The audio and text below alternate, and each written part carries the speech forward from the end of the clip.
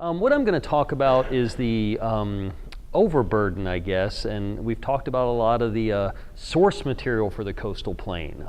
We've talked about a lot of the materials that wash out of the mountains or they get down here. I'm going to briefly touch on some of it, but I wanted to show you some of the detail that we have. I know there's a LiDAR talk later today. Great. And we've been getting a lot more LiDAR here in South Carolina. North Carolina's got a beautiful coverage in the coastal plain, and that's been really helpful. I really study surficial deposits and the sediments beneath them, the near surface stratigraphy and evolution.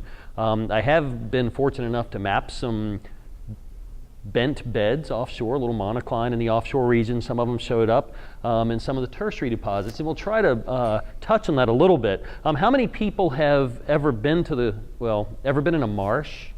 Anyone? Ever been in a swamp? Yeah? Okay, good. So y'all can become mappers of the coastal plain. Everybody's been to the beach, right? Anybody not been to the beach? I'll take you this afternoon. Okay. Because it is a beautiful day. It's always like this in January in Charleston.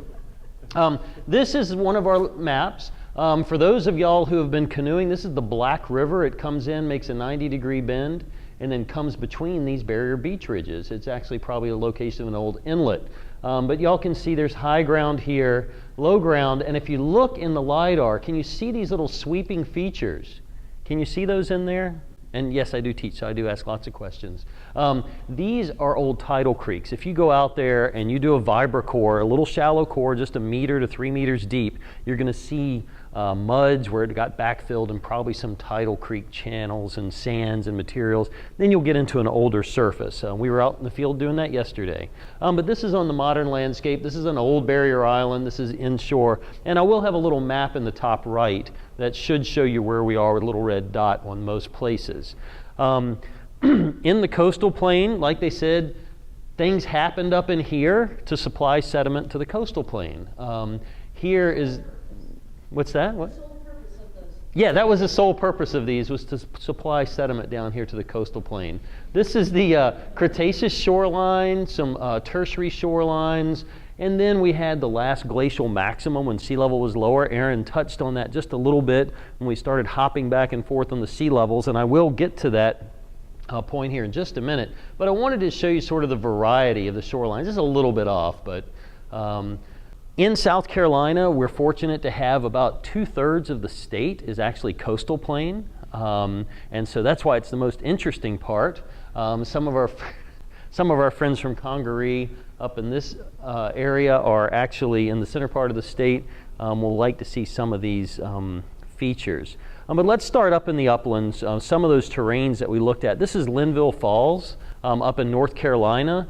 This is up in the Blue Ridge area. So this is in the Blue Ridge Physiographic Province. We only have a tiny bit of that here in South Carolina. But it takes those materials, washes them downstream.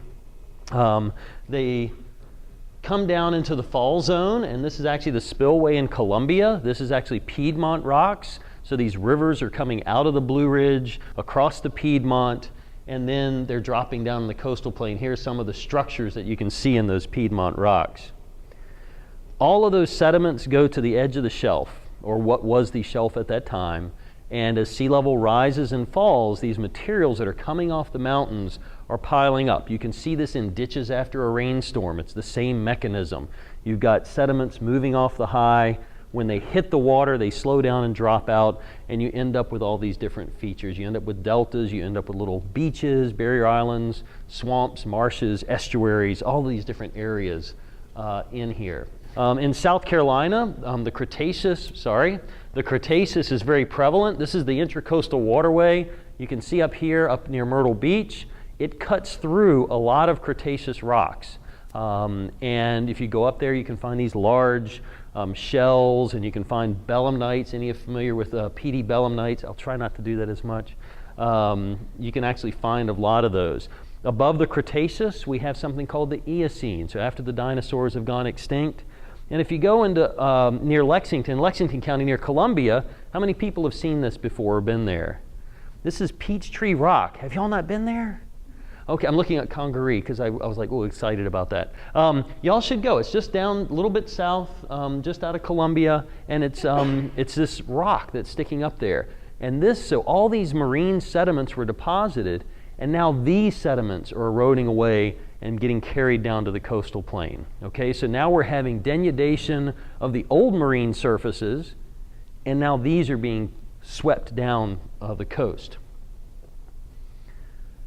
How old is the erosion on that rock? When was it? I do not know. I don't know when that surface started to deflate. But it's not close to the water table now? No, it's not. No, well, I guess it is, actually. Well, the water is flowing. There's actually a waterfall there, too. It's the only one in the coastal plain, so they say, but that's all right. A little bit also in the Eocene. How about these? Have you all been to the Santee Sinks? We have large limestone deposits, and these are caves in the coastal plain. You can actually go down into them sometimes if they're not watching. She was our leader. She actually worked there at the time, and they're actually true cave systems. You can actually go under the little hill there. They're very prevalent. And what dissolves? What's dissolving actually? Calcium carbonate, the old marine shells and everything. And what do we do when we powder calcium carbonate? Heat it up really hard, and we make Portland cement, right? What does that do? What do we do with Portland cement? Yeah, we build bridges, okay? So that same Santee limestone was used to build the base of the bridge. This is actually here in Charleston. Have y'all all seen this? This is the Ravenel Bridge. The base material came out of South Carolina, but the South Carolina limestone was not white enough to build the big structure above. So they actually brought this in, I want to say from Greece. It may have been from France, but so they actually shipped it over because it was the better color. That was weird. In yet younger deposits, has anybody scuba dive? Scuba divers, have you been in the water in this part of the world? You can actually find some really neat fossils. Okay, so in this area during the Tertiary, you actually can find shark's teeth that are much, about the size of your hand. Some of y'all, it's much larger than your hand. This jaw right here is actually across the street. Are they getting a tour of that? Okay, yeah, we have a natural history museum, and this is actually sitting in there. This is one of our local divers collecting a lot, and this is up at the State Museum, and that's a scale model of a Carcharodon megalodon, or whatever the new word is. They've changed the genus on it. Big shark. Big shark, really big shark. So all of these materials are underlying. These tend to be broad sea level changes. As the tectonics were changing, Antarctica got separated, so it got isolated. Ice volume started to accumulate down there. The Isthmus of Panama actually rose several million years ago, and that deflected the Gulf Stream north, which took humidity and allowed us to have sea level changes. We can see these sea level changes in length of time if we look at something called the Orangeburg Scarp. Now, what can y'all tell me about this image? This is up in right on the North Carolina border, this Peachtree River right here. Can y'all see the topography here? What is this versus this? Which one has been dissected more, the north side or the south side? Yeah, the north side. Can y'all see how that's all pitted and pocked and lots of streams on it? And down here is really smooth. That's because sometime in the last 3.5 million years roughly, that the Orangeburg Scarp, this is an old shoreline, came in through here, and you can actually measure it along the entire east coast. It goes from the Richmond area all the way down. In South Carolina, it doesn't really change elevation a lot, which says something about the tectonics, and I'll get a little bit more into that in a little bit. Here, the rest of the coastal plain that I'll talk about is really been subjected to sea level changes. And if we go in and we look at the ancient deep sea records, we can see where sea level has come up and down and up and down and up and down at about 100,000 year cycles. Okay, so about 125,000 years ago, sea level was about 5 to 6 meters above modern around here. And there's a lot of geoid issues and other things that we might talk about. One thing for the tectonicists and neotectonicists in the area, I wanted to show you this one image. This is North Carolina, South Carolina. We're down in here. There's Charleston. We're right here in this little peninsula. But I wanted to show this trend. There's 100 kilometers across there. This is where we were looking. This is the Orangeburg Scarp that runs right along there. And all of this is coastal plain. These are the river valleys coming out. This is the Grand Strand, okay? This one little ridge from down here, y'all, are they going to Dixie Plantation? Yeah. The ridge you're standing on will be right in Dixie Plantation, is about 14 and a half meters above sea level. And if you look at that same ridge all the way up through Conway and up into North Carolina, across the North Carolina line, it's still right at 14 to 14 and a half meters. And it's about 780,000 years old, give or take. It's right around the Brunias-Machiama magnetic reversal. And we can discuss that later if you need to, because I'm looking at my clock. If we look at the geology and we map out the different barrier landforms, it's very easy to do with LIDAR in that lower and middle coastal plain.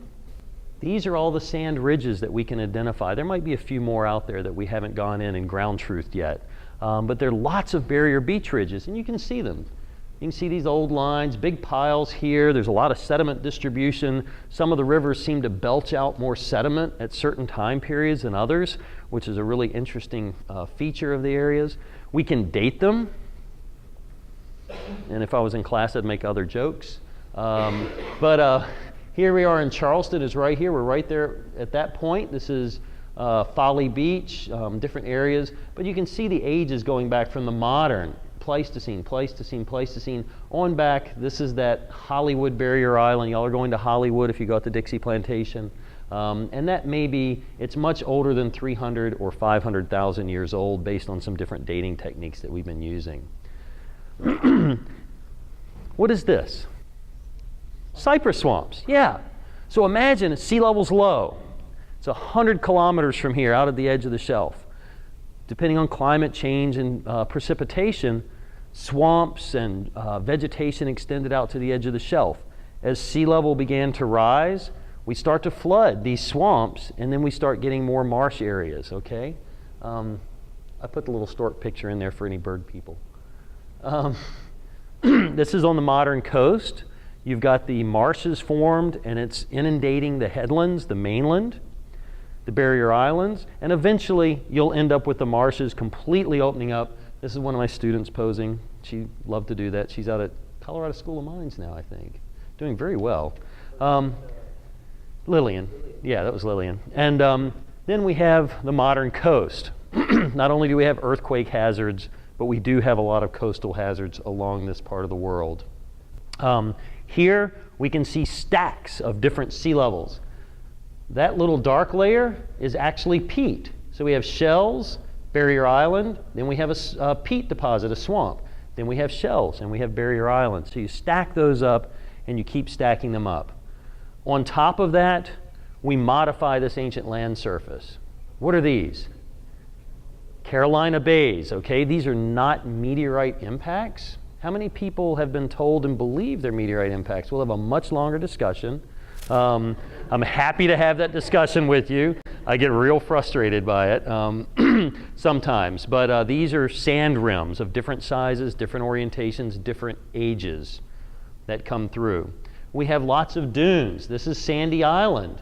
These are little dune ridges that are in here. This is the modern coast. Murrells Inlet, Grand Strand, Charleston's down to the south there.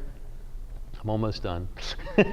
And we have lots of different river features, and the rivers have changed drastically. Our rivers about 16,000 years ago used to be braided river systems. And as the climatology changed, so did the river systems get modified. And I just wanted to show y'all a little bit about what shorelines look like. Here's Charleston, here's the Outer Continental Shelf. We had deltas out here. We had icebergs that were going by the coast here during the last glacial maximum and during the deglaciation. A lot of interesting things going out there, and I will stop.